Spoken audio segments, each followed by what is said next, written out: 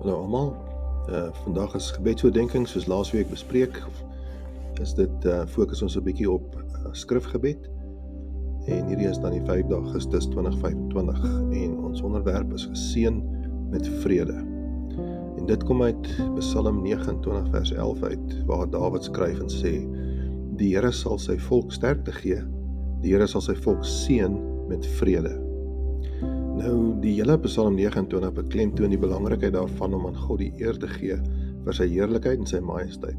Nou, wat baie treffend is in hierdie Psalm is dat Dawid spesifiek fokus op die stem van die Here. Ons hemelse Vader is nie afwesig of stil soos 'n wetenskaplike wat sy eksperiment ophou nie.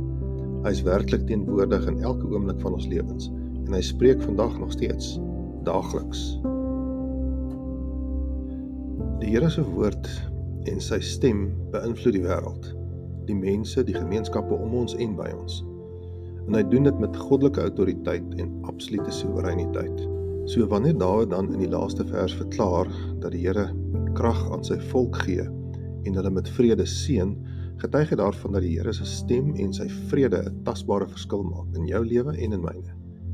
Die verskil tussen gee en seën is baie subtiel, maar baie betekenisvol. So wanneer die Vader daarom iets aan ons gee, is dit nooit sonder seën nie. Sy krag en sy vrede is gelyktydig, 'n gawe en 'n seën waarmee hy ons versterk. So kom ons bid. Hemelse Vader, dankie dat U ons vandag seën met U krag en U vrede. Vir elke stap op ons geloofswandel saam met U.